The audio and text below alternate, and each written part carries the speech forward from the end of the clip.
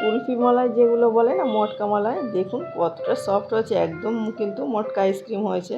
আর এটা অনেক বেশি টেস্টি। হ্যালো বন্ধুরা, আবারও চলে এসেছি এনএফ কিচেনে নতুন একটা রেসিপি নিয়ে। আশা করছি আজকের রেসিপিটা সকলের ভালো লাগবে, যেহেতু এই আইসক্রিমটা বাচ্চারা তো খুবই পছন্দ করে, আর বড়দের পছন্দ হবে না এমন কোনো কথা নেই।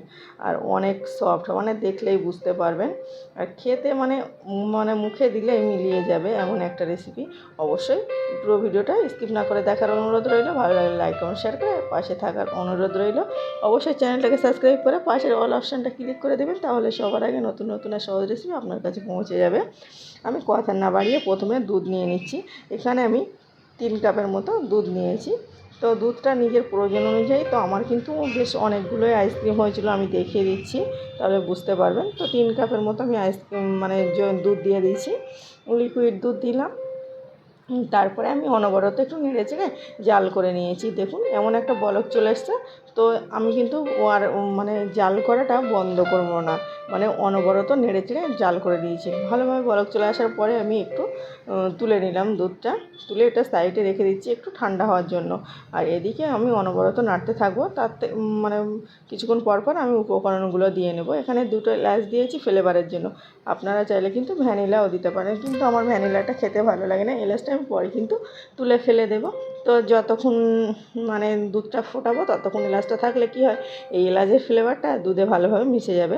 তারপরে আমি 1 কাপ চিনি দিয়েছি। মিষ্টিটা অবশ্যই চেক করে নেবেন। তো আমার এখানে 3 কাপ দুধের জন্য 1 কাপ চিনি পুরো পারফেক্ট হয়েছিল মিষ্টিটা।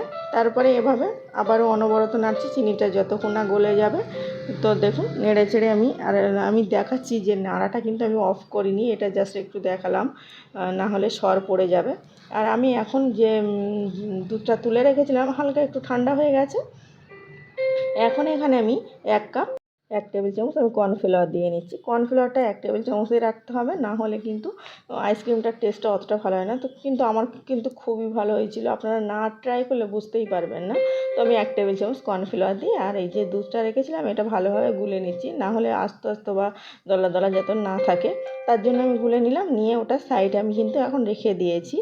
আর তারপরে দুধটা আবারও জাল করছি, আর এখন কিন্তু আমার হালকা আছে।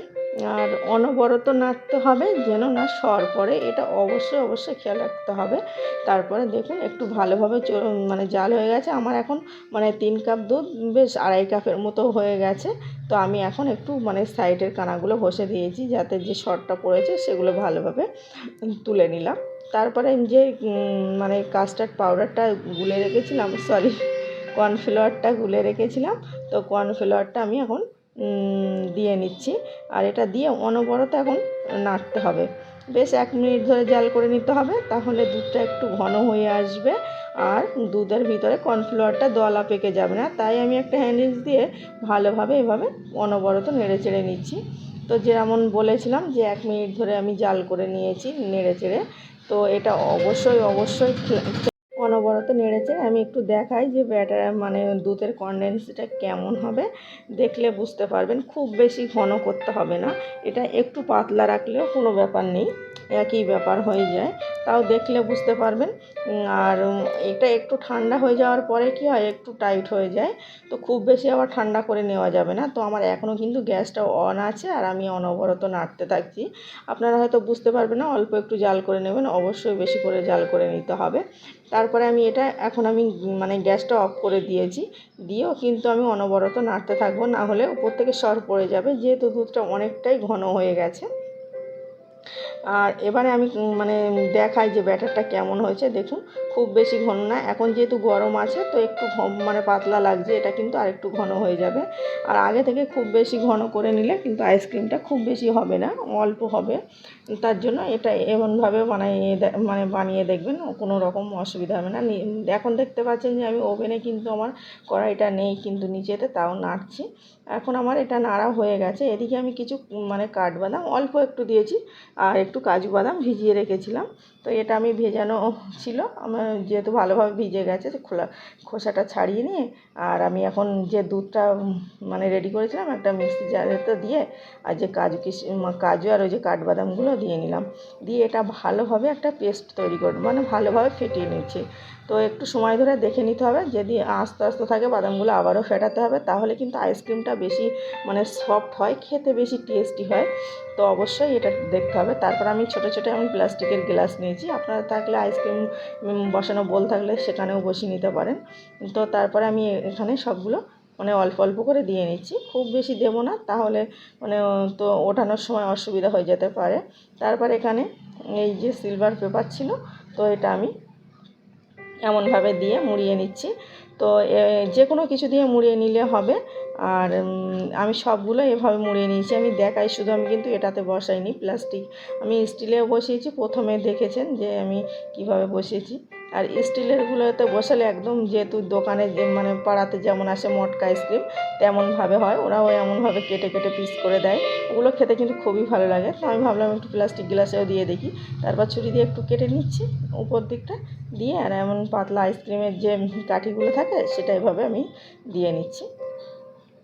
আর যে প্লাস্টিক মানে আইসক্রিমের ছিল, তাতেও আমি কিছুটা বসিয়েছি, আমি সেটা পরে দেখাবো। এখন আমি সারা রাতের জন্য ফ্রিজে রেখেছিলাম। তো তারপরে আমি ফ্রিজ থেকে বার করে, সকাল হয়েছে আমি ফ্রিজ থেকে বার করে নিয়েছি। চাইলে 2 থেকে 3 ঘন্টা কিন্তু রাখলেও হয়ে যায়। তো আমি সারা রাত্রি রেখেছিলাম। তারপরে আমি তুলে নিচ্ছি, দেখুন একদম কিন্তু এটা মালাই আইসক্রিম হয়েছে, এটা অনেক অনেক টেস্টি হয়েছে। আপনাদের কেমন লেগেছে বলতে ভুলবেন না, ভালো লাগলে অবশ্যই লাইক করবেন, আর এভাবে ট্রাই করার অনুরোধ রইল। অবশ্যই অবশ্যই একবার দেখবেন। শর্টে বলি, এখানে যদি কাস্টার্ড মানে কর্নফ্লাওয়ার বা কাস্টার্ড পাউডার না থাকে, গুঁড়ো দুধ একটু বেশি করে দিয়ে নেবেন, তাহলে টাইট হয়ে যাবে। আমার যেহেতু দুধটা বেশি ঘন ছিল, ওই জন্য আমি গুঁড়ো দুধ এখানে ব্যবহার করিনি। তো লিকুইড দুধ দিয়ে কত সুন্দর আইসক্রিম হয়েছে। আর এটা আমি এখন তুলে নেব না, তুলে নিলে সবগুলো একসঙ্গে খাওয়ার লোক নেই, তো গলে যাবে। এটা আমি ফ্রিজে রেখে দেবো, ওই জন্য মানে বার করিনি। আর এইগুলো বার করে নিয়েছি, এখন এই দুপুরে খেয়ে নেব। এটা কিন্তু অসম্ভব মজার হয়েছে। কেমন হয়েছে অবশ্যই অবশ্যই বলবেন, আর লাইক করতে ভুলবেন না। আর একবার হলেও ট্রাই করে দেখুন, ব্যর্থ হবেন না আশা করছি। তো এতটা মজার আইসক্রিম ঘরে বানিয়ে নিলে বাচ্চারা তো মানে এতটা খুশি হবে, আপনি কল্পনাই করতে পারবেন না। আর আমরা তো বড়রা, যেহেতু আইসক্রিম ঘরে বানিয়ে খেলে নিজের প্রশংসা নিজেই মানে কীভাবে করব। এতটা ভালো হবে আইসক্রিম আমি ভাবতেই পারিনি। আবারও দেখা হচ্ছে অন্য কোনো ভিডিওয়, ততক্ষণে ভালো থাকবেন, সুস্থ থাকবেন, আর ট্রাই করতে ভুলবেন না। আর অবশ্যই আমার চ্যানেলটাকে ফলো করে দিবেন।